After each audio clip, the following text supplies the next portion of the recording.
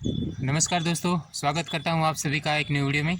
दोस्तों, आज रतन टाटा जी के निधन को सुनकर मुझे बहुत दुख हुआ। जब मैं छोटा था, 7वीं 8वीं या पढ़ रहा था, तब तो मुझे किताबें पढ़ने का बहुत शौक है दोस्तों, बचपन से ही। तो जब मैंने रतन टाटा के बारे में जब मैं पढ़ता लिखता था, तब मैं एक सपना मैंने देखा था दोस्तों, कि जब भी मैं कोई बड़ा इंसान बनूंगा, कुछ अच्छी जगह पर पहुंचूंगा, तो दोस्तों मैं रतन टाटा जैसा बनूंगा, ऐसा मैं सोचता था, ऐसा मैं सपने देखते रहता था। क्योंकि उसके जो गुण है, जिस तरह से उसका जीवन है, आज उसके बारे में जानकर मुझे बहुत दुख हुआ। उसकी जो हमें कमी है वो हमें बहुत चुभने वाली है। पूरे देश के लिए नहीं, दुनिया के लिए भी ये कमी कभी नहीं भरी जा सकती है। जिस तरह से उसका जीवन था, जिस तरह से उसमें गुण थे, वो इंसान नहीं लेकिन देव में, भगवानों में हम उसे कह सकते हैं कि वो भगवान थे। क्योंकि बहुत सारे गरीबों की, ऐसे लोगों की उन्होंने मदद की है। बहुत सारे लोगों के अंधेरे जीवन में उन्होंने उजाला किया है दोस्तों। आज हम 100, 200, 400, 500 रुपए के पीछे भागते रहते हैं। कमाना किसको नहीं है? हर कोई इंसान पैसे के पीछे रोए जा रहा है। किसी को अच्छे कपड़े चाहिए, किसी को बंगला बनाना है, किसी को गाड़ियाँ खरीदने हैं, किसी को गहने खरीदने हैं। अपने बाल बच्चे, परिवार, सारी जिम्मेदारियों के पीछे लोग भाग रहे हैं, तो पैसों के पीछे भाग रहे हैं। उसमें से इस इंसान ने पैसा कमाया, अपना नाम, इज्जत, शोहरत सारी कमाई, लेकिन उन सिर्फ अपने खुशियाँ नहीं सोची दोस्तों। ये इंसान ऐसे थे जिन्होंने दूसरों के दुख दर्द भी समझे हैं। तो आज भी बड़े जो दानवीर है, जो उनमें हमारे रतन टाटा श्री प्रथम स्थान पर है। मैं एक छोटा सा दोस्तों यूट्यूबर हूँ। अभी मेरे कोई कमाई ज़्यादा कुछ नहीं है। मैं दिन दहाड़ी मजदूरी करती है 200-400 रुपये कमाता हूँ, लेकिन मैं रतन टाटा जी को याद करके उसमें प्रॉमिस ज़रूर कर सकता हूँ कि मैं जब भी कोई बड़ा इंसान बनूंगा, जब थोड़े अच्छे से मुकाम पर पहुंचूंगा, तब मैं आप जैसा ज़रूर बनने की कोशिश करूंगा।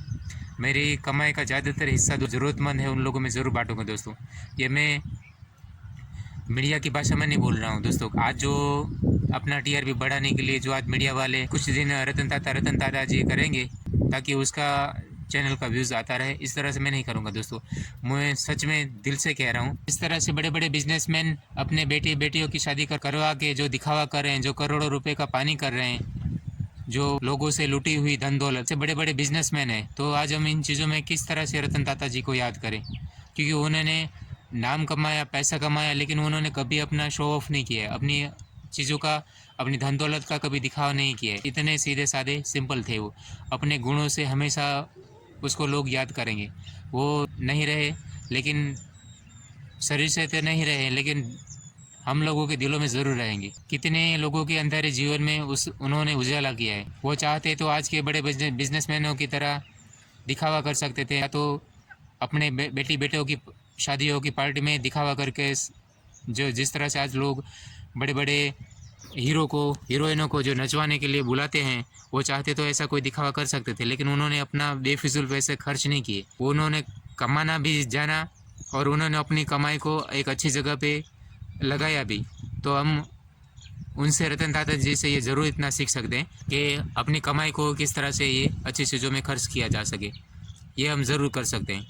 मैं दोस्तों, इनसे पहले डॉक्टर अब्दुल कलाम को मैं बहुत चाहता था। अब्दुल कलाम भी हमारे एक रतन टाटा की जैसे ही एक बहुत महान इंसान थे।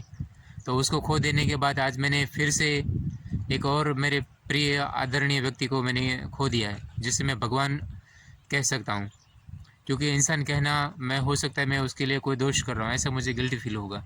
अब मैं ज़्यादा कुछ तो नहीं कह सकता हूँ दोस्तों। मुझे जो आता था, जैसे आता था, मैंने उसे कह दिया। बस मैं दिल से उसको, रतन टाटा जी को नमन करना चाहता हूँ। मैं, हो सकता है मेरे बोलने में, चालने में कुछ दिक्कतें हुई होगी, कुछ हड़बड़ी हुई होगी। आज मैं दोस्तों आपको ये नहीं कहूँगा कि मेरे वीडियो को लाइक करना और चैनल को सब्सक्राइब करना। ये आज मैं आपको बिल्कुल नहीं कहूँगा, क्योंकि मैंने दोस्तों व्यूज़ पाने के लिए नहीं कहा है।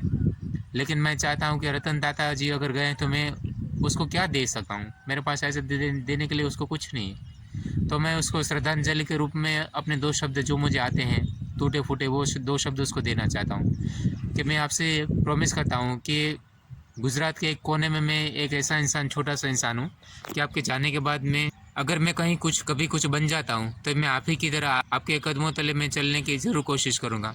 मैं कहीं किसी का आधार ज़रूर बनूँगा। आजकल के जो युवा पीढ़ी नशे में घूम रहे हैं, जो व्यसन कर रहे हैं, ऐसा मेरे में कोई व्यसन तो नहीं है, लेकिन जिस तरह से आज लोग अपना नशे में कहीं और इधर उधर दूसरी तीसरी चीज़ों में जो जीवन बर्बाद कर रहे हैं, ऐसे जीवन तो मैं बर्बाद नहीं करूँगा। जब मैं कभी भी कुछ बन जाता हूँ तो मैं आपकी तरह बनने की, आप ही की तरह जीने की मैं कोशिश ज़रूर करूँगा।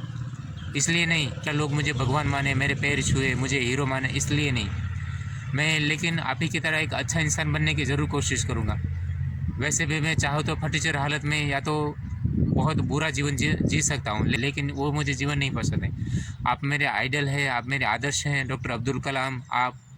तो मैं जीवन में एक ये जो छोटा सा मुझे जीवन मिला है, आप ही की तरह मैं जीवन जीने की ज़रूर कोशिश करूँगा। ये मेरी ओर से जो भी मुझे टूटे फूटे शब्द आते थे, उन शब्दों में मैं आपको बहुत याद करता हूँ और आपको मैं श्रद्धांजलि देता हूँ। भगवान से मैं क्या प्रार्थना करूं कि भगवान आपको स्वर्ग में जगह दे, स्थान दे, आपको अच्छी जगह जन्म दे। वो तो भगवान को पता ही है कि हम जैसे एक छोटे मोटे इंसान अगर खुश हो सकते हैं आपके कार्यों से, आपके अच्छे बर्ताव से, तो भगवान क्यों नहीं खुश होगा जिसने आपको बनाया है। तो वो तो ज़रूर, मुझे उम्मीद है आपको और कहीं जगह जन्म ज़रूर देंगे। लेकिन मैं चाहता हूं कि भगवान से बस मैं इतनी प्रार्थना ज़रूर कर सकता हूं कि भगवान आपसे इतनी ही विनती है कि रतन टाटा जी जैसे इंसान को मेरे भारत में ज़रूर जन्म देना, क्योंकि मेरे भारत को और मेरे देश को रतन टाटा की जैसे लोगों की बहुत ज़रूरत है। ये सिर्फ ना तो अपने बारे में सोचते हैं, ना तो भारत के बारे में, ये पूरी दुनिया के लोगों के बारे में सोचते हैं। जो दूसरों का भला सोचते हैं, उस इंसान को कहीं भी जन्म ले वो सबका भला ही सोचेंगे। रतन टाटा जी कहीं पर भी हो, आपको मेरा दिल से सादर प्रणाम, और हो सके तो हम भारतीयों के दिल में फिर से जगह बनाने के लिए आप हमारे भारत में ज़रूर जन्म लें। बस इतना ही। मेरे भूल भरे हुए शब्दों में अगर कोई कहीं कमी रही कि मैंने कोई गलती की है तो मुझे छोटा इंसान समझ के माफ़ करना। बस इतना ही।